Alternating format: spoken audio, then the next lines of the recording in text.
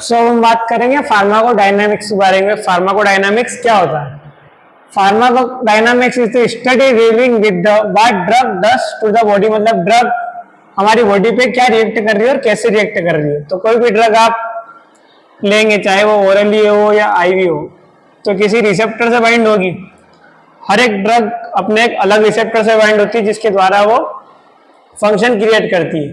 तो कितने प्रकार के मेनली रिसेप्टर्स होते हैं? सबसे पहले जी protein coupled receptor, ligand gated ion channel receptor, enzymatic receptor और न्यूक्लियर रिसेप्टर।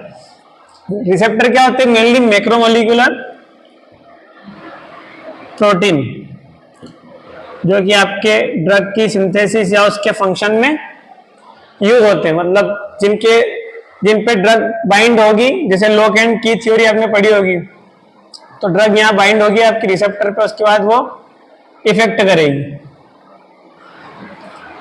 तो मेनली रिसेप्टर होते हैं चार प्रकार के: जी protein coupled receptor, ligand gated ion channel receptor, enzymatic receptor और न्यूक्लियर रिसेप्टर। इसके बाद हम बात करें कि फार्माकोडायनामिक अपन ने थोड़ा पढ़ा है कि रिसेप्टर के थ्रू ड्रग वर्क करती है। Drug does to the body, what drug does to the body, एक आ जाएगा आपका फार्माकोडायनामिक की टर्मिनोलॉजी में। इसके अलावा बात करें आप क्लिनिकल ट्रायल क्या होता है। तो किसी भी ड्रग को मार्केट में लाने से पहले एक क्लिनिकल ट्रायल चलता है सालों साल। तो उसी की प्रोग्रेस के बारे में बात करेंगे हम। कितने फेज रहते हैं उसके? 5 फेजेस रहते हैं, जैसे कि 0, 1, 2, 3, 4। 0 में क्या करते हैं? फेज 0 में हम माइक्रोडोजिंग करते हैं। किसके लिए? तो डिटरमाइन फार्माकोकाइनेटिक डाटा, मतलब एक स्मॉल स्केल पे उसकी स्टडी करते हैं ड्रग की। फेज 1 में हम करते हैं ह्यूमन फार्माकोलॉजी एंड सेफ्टी, उसकी फार्माकोलॉजी के बारे में और उसकी सेफ्टी के लिए। वो हम करते हैं हेल्दी वॉलंटियर्स, हेल्दी पेशेंट के ऊपर, मतलब जिसको कोई डिजीज नहीं है उनके उसमें रहते हैं, ताकि हम उसकी सेफ्टी और उसकी टॉलरेबिलिटी कितनी है वो जान पाए। फेज 2 रिएक्शन में हम जानते हैं कि थेरापेटिक एक्सप्लोरेशन और डोज रेंजिंग कितनी रखनी है ड्रग की। वो मेनली होता है 100 से 500 वॉलंटियर्स के लिए, और उसमें क्या हम जानते हैं? थेरापेटिक इफिकेसी और डोज रेंजिंग है, डोज की रेंज कितनी होना चाहिए और उसकी इफिकेसी कितनी है।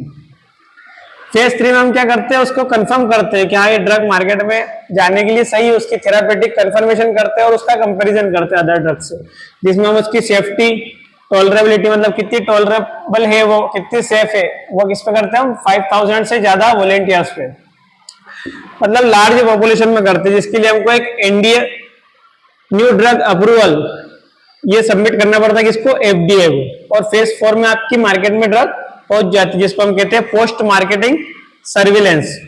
ये मोर देन 3000 वॉलंटियर्स में होता है, और ये इसमें हम जानते हैं कि सालों साल के बाद क्या उस ड्रग के एडवर्स इफेक्ट होंगे, क्या लॉन्ग एडवर्स इफेक्ट होंगे, या फिर वो सही है कि नहीं, वो हम फेज 4 में जानते हैं, पोस्ट मार्केटिंग सर्विलेंस में। अगली बात हम करें कि एडवर्स इफेक्ट तो हम जानेंगे, पर एडवर्स इफेक्ट होते कितने प्रकार के हैं, इसके टाइप कितने हैं? तो mainly A, B, C, D. Augmented type A में बी है आपका बिज़ायर इफेक्ट, टाइप है आपका ऑगमेंटेड इफेक्ट, टाइप बी है आपका बिज़ायर इफेक्ट, टाइप सी है क्रॉनिक इफेक्ट, और टाइप डी है आपका डिलेड इफेक्ट। अब ऑगमेंटेड इफेक्ट में क्या होता है? सबसे पहले उसका साइड इफेक्ट, टॉक्सिक इफेक्ट और इंटॉलरेंस। ये डोज डिपेंडेंट होता है और ये प्रिडिक्टेबल, मतलब इसको हम प्रिडिक्ट कर सकते हैं, और ये डोज की डिपेंडेंसी के उससे होता है।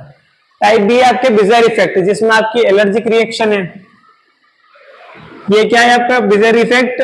अनप्रिडिक्टेबल और इंडिपेंडेंट, मतलब ये अनप्रिडिक्टेबल होता है, जिसको हम आइडियोसिंक्रेटिक भी बोल सकते हैं इंडिपेंडेंट को। ये ड्रग की डिपेंडेंसी पे नहीं होता है। फिर होता है आपका क्रोनिक इफेक्ट, मतलब ड्यूरेशन डिपेंडेंट एडवर्स इफेक्ट। किसी भी ड्रग को आप ले रहे हैं तो उसकी ड्यूरेशन के बीच में कोई एडवर्स इफेक्ट आता है, तो क्या है आपका क्रोनिक इफेक्ट।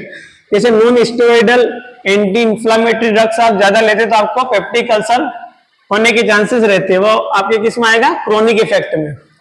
और टाइप डी में हम बात करेंगे डिलेड इफेक्ट। डिलेड इफेक्ट में आपके एडवर्स इफेक्ट जो कि लॉन्ग टाइम बाद आपको पता चलता है, जब आप ड्रग को छोड़ चुके होते हैं, उसके बाद जो आपको इफेक्ट या एडवर्स इफेक्ट पता चलेंगे, वो कहीं में आएंगे? आपके टाइप डी डिलेड इफेक्ट में। तो हमने जाना एडवर्स इफेक्ट 4 प्रकार के: type A augmented, type B bizarre, type C chronic और टाइप डी डिलेड।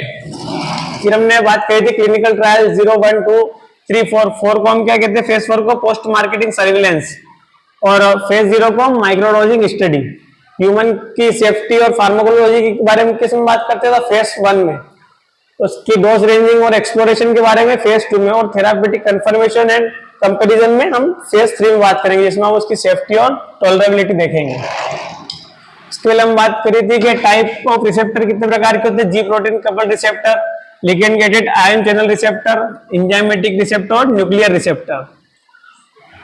और फार्माकोडायनामिक क्या होता है? What drug does to the body. ये हमने कुछ टॉपिक या कुछ टर्मिनोलॉजी निकाली है जो कि फार्माकोलॉजी में हमको काम में आएगी, या फिर आगे हम जो इतनी भी ड्रग स्टडी करेंगे उनकी मैकेनिज्म ऑफ एक्शन पढ़ेंगे तो उसमें जो रिसेप्टर आएंगे उसके बारे में हमको पहले से पता होना चाहिए। ओके।